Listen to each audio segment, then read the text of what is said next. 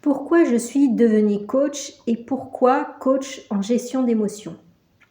Alors, la version courte, c'est que le coaching, ça fait partie de ma vie depuis toujours, puisque mon excellence, c'est vraiment d'accompagner les personnes dans leur globalité en mettant le doigt sur ce qui est essentiel pour elles quand elles souffrent et de les amener à un changement de perspective pour un mieux-être intérieur. Donc ça, c'est la version courte. La version longue, c'est que en 2010, je suis devenue subitement intolérante au gluten. Et à l'époque, moi, je pensais que j'étais en très bonne santé puisque je pouvais manger n'importe quoi sans prendre 1 gramme. Et j'ai réalisé, du coup, en devenant subitement intolérante au gluten, que c'était tout sauf la réalité, puisque sinon je ne serais pas devenue subitement intolérante au gluten. Petit aparté, aujourd'hui je sais qu'il y avait un lien avec le côté émotionnel, mais c'était juste un des facteurs déclenchants, pas le principal. Le principal, c'était vraiment que je ne faisais pas attention à ce que je mangeais, et donc voilà. Et donc mon corps me mettait un signal d'alarme. Tout ça pour en venir où? C'est-à-dire que comme je suis devenue subitement intolérante au gluten, il a fallu que je trouve des solutions.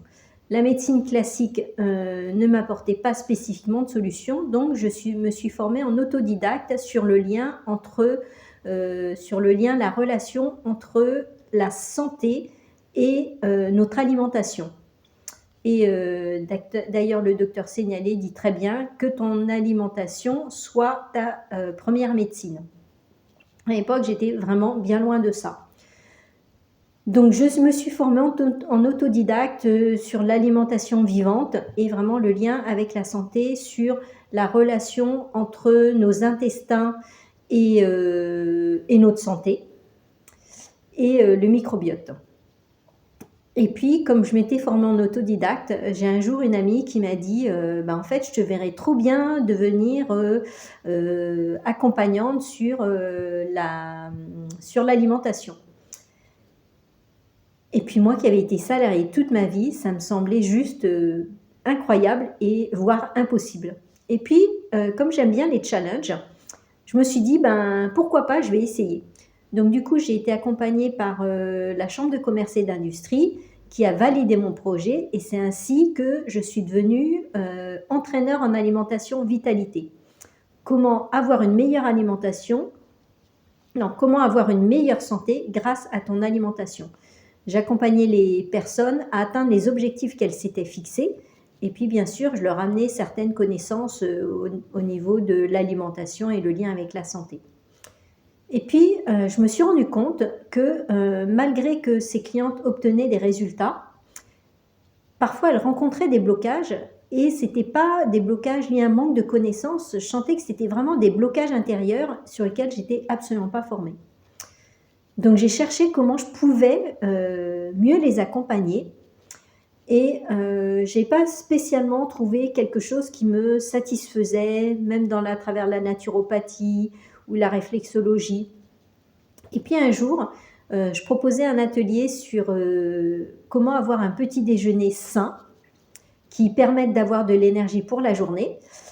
Et c'est ainsi que j'ai fait la connaissance de 3 personnes qui étaient des coachs et qui dirigeaient un organisme de formation en coaching professionnel.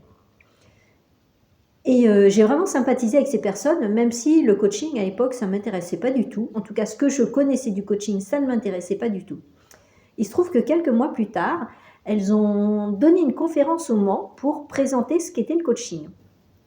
Et puis, comme j'avais bien sympathisé avec ces personnes-là, avec l'organisme de formation Émergitude à Laval, en France, j'ai décidé d'aller à cette conférence pour les soutenir. J'avais un rendez-vous juste avant, donc je leur avais dit que je ne pourrais pas assister à la première partie qui était vraiment le côté administratif de comment devenir coach. Et donc voilà, lorsque je suis arrivée, c'était les anciens élèves de l'école de coaching qui se présentaient et qui expliquaient comment le coaching avait changé leur vie. Et puis voilà, Après, les personnes, elles étaient hyper à l'aise et moi, je trouvais ça assez impressionnant parce qu'à l'époque, j'étais vraiment timide pour parler en public, même devant 2-3 personnes. Et donc voilà, ça m'avait impressionnée. Puis je me suis dit, bon, ben, c'est peut-être des personnes qui sont déjà à l'aise naturellement. Et donc du coup, voilà, je suis passée un peu à autre chose. Et puis quand, après, il y avait un apéritif dînatoire et je me suis rendu compte qu'il y avait une des personnes qui s'était présentée et qui avait expliqué ce que le coaching avait changé dans sa vie. Et je m'étais rendu compte qu'en fait, en dehors, c'était une personne qui était très réservée et plutôt timide. Et là, ça m'a interpellée parce que je me suis dit, si quand tu es réservé et timide, comme je l'étais moi-même à l'époque, ensuite tu peux être hyper à l'aise pour parler devant un public, je me suis dit, ah ben moi je veux ça. Et en fait, c'est comme ça que je me suis formée au coaching professionnel parce que je percevais que le coaching, ça permettait au moins déjà d'être à l'aise pour parler en public. Et que moi, en tant que entraîneur en alimentation vitalité, j'étais amenée à faire découvrir mon activité, mais parler devant un public, c'était vraiment terrifiant pour moi à l'époque. Et donc voilà comment je suis devenue coach. Je suis allée chercher des sponsors pour financer la formation parce que je n'avais pas du tout l'argent nécessaire pour la formation. Et du coup, je suis devenue coach en novembre 2020 après avoir commencé en septembre 2019. Et pour moi, dès le début, je savais tellement que j'étais faite pour le coaching. C'est pas quelque chose qui s'explique, c'est plutôt quelque chose dont j'avais l'intuition, que je ressentais vraiment à l'intérieur de moi. Et donc, je me suis dit, ben, désolée, j'ai une pensée qui m'a traversé l'esprit, du coup, c'est venu me perturber. Du coup, moi, dès le début, j'ai coaché. C'est-à-dire que j'avais un week-end de formation et j'ai coaché. J'avais fait un appel, entre guillemets, à chercher des cobayes. Et c'est comme ça que du coup, j'avais bien sûr prévenu la personne que je débutais ma formation et que je ne pouvais pas lui garantir que l'objectif qu'elle s'était fixé serait atteint. Et en fait, à la fin de la séance, vraiment, j'étais épatée, même moi, parce que je ne m'attendais pas à ce que la personne, elle obtienne un tel résultat alors que j'avais juste un week-end de formation. Et donc, pour moi, c'était vraiment extraordinaire, sachant que j'ai tellement aimé, j'ai tellement aimé découvrir le coaching professionnel qu'en fait, moi, j'ai commencé à coacher. On a un certain nombre d'heures à faire au cours de notre formation pour pouvoir valider notre certification. Et en fait, pour moi, je devais faire toutes mes heures de coaching avant le mois de juin. Et en fait, j'étais tellement motivée, ça me plaisait tellement qu'en fait, au mois de mars 2020, j'avais déjà atteint mon nombre d'heures de coaching. Donc, pour moi, c'était vraiment incroyable. Et bien sûr, j'ai continué jusqu'à la certification. Et donc, tout ça pour dire, voilà comment je suis devenue coach. Après, pourquoi coach en gestion d'émotions?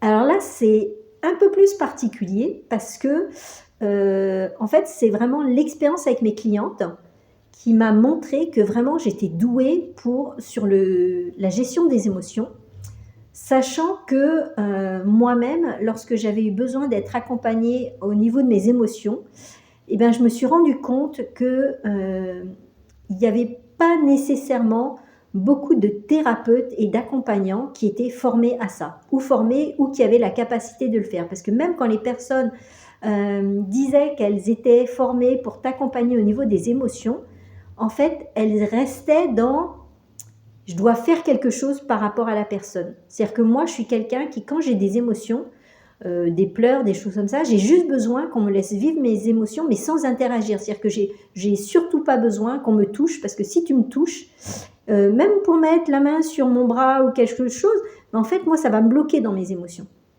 Et donc, du coup, je me suis rendu compte que ces personnes-là, elles avaient une difficulté et qu'elles avaient besoin de faire quelque chose pour être avec la personne. Alors qu'en fait, dans la gestion d'émotions, il y a vraiment besoin que tu sois présent avant tout, intérieurement pour la personne et physiquement, mais tu n'as pas besoin d'agir sur le côté physique si la personne n'en a pas besoin. Et ça, je pense que c'est vraiment avec le coaching que j'ai appris à à questionner la personne sur quels étaient ses besoins. Et donc du coup, l'autre aspect dans la gestion des émotions, c'est que moi, pendant toute ma vie, en fait, je pense quasiment jusqu'à ce que je découvre le coaching professionnel, je suis quelqu'un qui était coupé de mes émotions. C'est-à-dire que je les mettais à distance parce que c'est la manière dont je me suis construite et qui m'a permis de tirer mon épingle du jeu dans la vie, on va dire. Parce que je ne savais pas et je me rendais surtout pas compte qu'en fait j'étais une hypersensible. Et donc en 2020, avec le confinement de mars, en fait j'ai découvert que j'étais une haut potentiel et une hypersensible. Et non seulement j'étais coupée de mes émotions et j'ai appris à travailler dessus, mais j'ai découvert en mars 2020 qu'en fait j'étais vraiment une hypersensible et que lorsque j'entendais certaines nouvelles concernant par exemple des rapts d'enfants, j'étais limite au bord des pleurs, quoi. Et je ne comprenais pas pourquoi. Et du coup, c'est comme ça que j'ai découvert qu'en fait j'étais une hypersensible et que je comprenais aussi bien les personnes qui étaient coupées de leurs émotions ou pas, ou peu démonstratives émotionnellement, que les personnes qui étaient surchargées par leurs émotions et qui ne savaient pas quoi en faire. Et donc c'est pour ça que je me suis rendu compte en accompagnant les clientes que j'étais aussi à l'aise pour accompagner les clientes qui étaient envahies par les émotions que par les personnes qui, au contraire, restaient, comment dirais-je, en retrait par rapport à leurs émotions. Donc voilà, c'est comme ça que du coup, je me suis spécialisée sur le coaching professionnel et la gestion des émotions. Et aujourd'hui, bien sûr, j'accompagne bien plus globalement les personnes, puisque non seulement je les accompagne sur la gestion des émotions, mais je les accompagne aussi sur leur système intestinal, puisqu'en fait, il y a vraiment un lien direct entre notre microbiote intestinal et nos émotions. En fait, il y a vraiment, autant on comprend que lorsqu'on est en colère, ça diminue nos défenses immunitaires, que notre foie, il en prend un coup. Mais l'inverse est également vrai. C'est-à-dire que lorsqu'on a un système intestinal qui est dysfonctionnant, sans forcément que ce soit perceptible, puisque au niveau intestinal, on a très peu de cellules nerveuses. Mais par contre, donc du coup, ce qui veut dire que lorsqu'on commence à avoir des problématiques intestinales, on va dire que le dysfonctionnement est bien plus avancé que ce qu'on croit. Et donc du coup, ça se répercute aussi au niveau émotionnel. On va être beaucoup plus sensible à ce qui nous entoure, on va être beaucoup plus émotif, on va être beaucoup plus stressé que lorsqu'on a un système intestinal qui fonctionne bien. Ça, c'est le deuxième axe, c'est vraiment la gestion des émotions, l'aspect corporel, et le troisième aspect, c'est vraiment la relation à soi-même à travers la relation à l'argent. Parce qu'en fait, la relation à l'argent est un formidable miroir qui parle vraiment de la relation qu'on a avec nous-mêmes. C'est-à-dire que si tu as une relation à l'argent qui est compliquée, tu peux être sûr, même si tu n'en es pas conscient, qu'en fait, la relation que tu as avec toi-même, elle est pas fluide et harmonieuse. C'est vraiment, voilà, en tout cas, c'est mon expérience, c'est ce que j'ai pu constater chez les personnes que j'ai accompagnées. Et donc, autant jusqu'à présent, j'ai accompagné sur la relation à l'argent d'un côté, la relation sur le système intestinal, et la relation à la santé,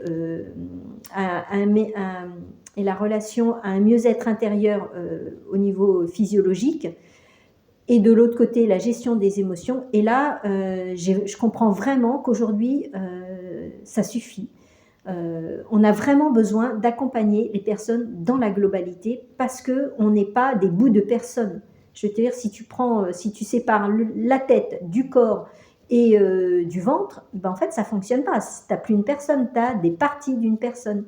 Sauf que nous, on comprend très bien que quand on a une problématique, bien sûr qu'elle est, par exemple, sur le domaine émotionnel, mais elle va aussi avoir un impact au niveau physique. D'ailleurs, quand on est stressé, ben on voit bien que dans notre corps, ça fonctionne moins bien en général. On peut avoir, par exemple, un transit qui est perturbé. Donc voilà, et vice-versa. Parce que quand tu es malade, ben, clairement, émotionnellement, tu dis pas: «Ah super, je suis malade, mais tout va bien», quoi. Donc il y a vraiment besoin, que les personnes soient accompagnées, au niveau global et aujourd'hui, c'est vraiment ce que je vais proposer à travers, cette nouvelle offre.